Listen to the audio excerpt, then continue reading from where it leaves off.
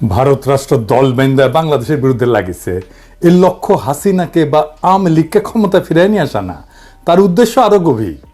অনেকের মনে শঙ্কা কি হইতে যাইতেছে, পাঙ্গু সুশীলেরা কেউ কেউ কইতেছে আমরা নাকি যুদ্ধ বাধাই দিতেছি। যাই হোক, ওদের সাথে আলাপে আর না যাই। ভাবতে এমন আমি যাইয়া কয়ে আসছি ইন্ডিয়ান পলিটিশিয়ানদের আর মিডিয়াগুলোকে সারাক্ষণ বাংলাদেশের পন্দে আঙ্গুল দিতে। যাই হোক, আলাপে যাওয়ার আগে একটা ভালো ঘোষণা দিয়ে নিই। আগামী 20শে ডিসেম্বর জুলাই আগস্ট বিপ্লবের লেনিনগ্রাদ যাত্রাবাড়িতে সামাজিক জিয়াফত অনুষ্ঠিত হবে। যাত্রাবাড়ির কথা মনে আছে? যাত্রাবাড়ি আমাদের প্রতিরোধ জ্বালায় রাখছিল, তারা কখনো পরাজিত হয় নাই।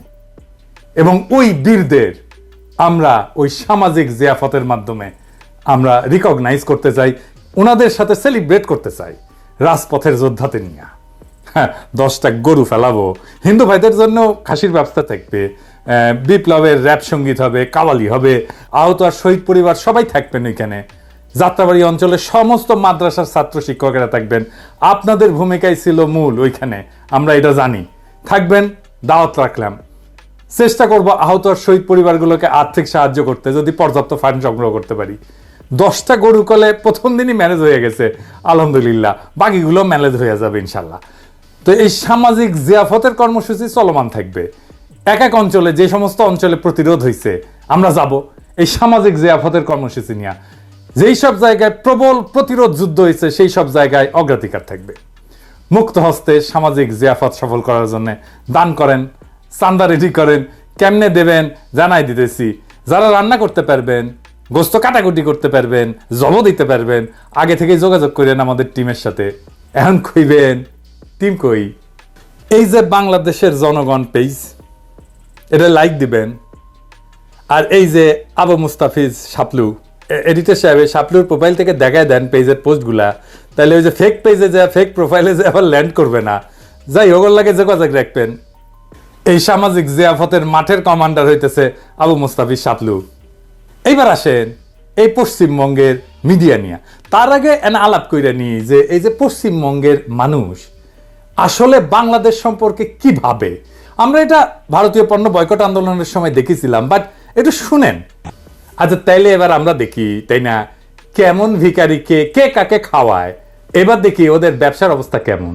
তো অবস্থা তো খুবই খারাপ, ঠিক আছে। যেটা আগে চলছিল এই এরিয়াটা, আপনি মনে করেন মার্কো স্ট্রিট, সদর স্ট্রিট, আর আপনার যে এরিয়াটা আছে এই সবাই বাংলাদেশি উপরে ডিপেন্ড করে। কিন্তু এখন আপনি দেখতে পাচ্ছেন এদিকে মানে হোটেলে দেখুন, তারপরে কাপড়ে যেটা দোকান আছে, খাবারের দোকান যেটা আছে, সবাই মানে একটু অবস্থা খারাপ আছে। এটা আপনার টোটালি মানে বাংলাদেশি উপরে ডিপেন্ড করছে, তাহলে একটু অবস্থা খারাপ আছে, এই জন্য বাংলাদেশি না আছে। দেয়ালে পিঠ থেকে গেছে, কারণ প্রায় 3 মাস ধরে একই রকমের অবস্থা চলছে। মানে ডেভেলপ তো হচ্ছে না, মানে ডে বাই ডে আমরা পরিস্থিতির দিকে এমন মানে ব্যাক পজিশনে গেছি, বলতে গেলে আজকের বাজারে আজকের দিনে একেবারে দেয়ালে পিঠ থেকে গেছে। সবথেকে বেশি সাফার আমরা নিউ মার্কেট চত্বরে, আমরা যারা এই ট্যুরিস্ট ব্যবসার সাথে মানে বাংলাদেশের সাথে যাদের সম্পৃক্ততা আছে, আমরা খুব বেশি করে সাফার। ব্যবসার ক্ষতি হচ্ছে 70 থেকে 80%, 70 থেকে 80% ক্ষতি হচ্ছে গত 4 মাস থেকে। তখন থেকে এখানে সমস্যা, এখানে একদম কাজ নেই। প্রত্যেক দোকান, হোটেল, जो খাবার দাবার দোকান আছে সব বরাবর ক্ষতি হয়ে গেছে। बांग्लादेश से आ रहा नहीं है तो थोड़ा हम लोग को परेशानी हो रहा है। पर हम लोग का भी रिक्शा वाले लोग का थोड़ा हो जाता, दाल रोटी चलता ही वो लोग आता है, तो इस वजह से वो लोग नहीं आ रहा। तो अभी हम लोग को भी दाल সমস্যা তো অনেক আছে। আমাদের যতগুলো রুম আছে 90% তো ইনভ্যালিড, মতলব ভেকেন্ট নেই, খালি আছে। 10% out of 100%, only 10% we are providing the business. হয়ে যেত 500-1000 হয়ে যেত, এখন 200-300 টাকা কামাতে অনেক মুশকিল হচ্ছে। আমরা চাই ওদের 5 দিন ভিসা দিন, তোরা আসবে তো আমরা খেতে পারবো। ওদের জন্য আমরা খেতে পারছি না। আর এটা দেখেন কি অবস্থা, ওদের হোটেলগুলোর অবস্থা কি সেটা দেখেন। কি অবস্থা এখানে? এখন ব্যবসা অনেক অবস্থা খারাপ। বাংলাদেশে ইন্ডিয়ানে এই যে ঝামেলা সৃষ্টি, এদের মধ্যে নিজেদের মধ্যে যদি কিছু মেনে নিতে পারতো অনেক ভালো হয়, সবারই একটা সুবিধা হয়। সবাই তো লস হচ্ছে, দুপক্ষ সরকারই তো লস, এই পক্ষ সরকার লস, ওই পক্ষ সরকার লস। তো এগুলোর মধ্যে নিজেদের মধ্যে ফাইসলা করলে সব থেকে ভালো। আমরা চাই এটা বাংলাদেশকে বলছি এবং ইন্ডিয়ান সবাইকে বলছি যে নিজের মধ্যে সব মেনে নিতে পারে। এইটুকুনি বলবো, আর কি বলবো। এমনিতে ব্যবসা পজিশন খারাপ, খুব সবাই খারাপ। যার ভিসা বাকি আছে তেই আসছে, যার ভিসা নেই ওরা ভিসা পাচ্ছে না। এর জন্য আবার হোটেল বোটেল এখানে ম্যাক্সিমাম বিজনেস বাংলাদেশি 190% বিজনেস বাংলাদেশির জন্য চলছে। আমরা হোটেলগুলো আছে, রেস্টুরেন্ট আছে, ক্যাব আছে। ও না আসলে তো মার্কো স্ট্রিট ফাঁকা। মার্কো স্ট্রিট তো মোস্ট এক্সপেন্সিভ জায়গা।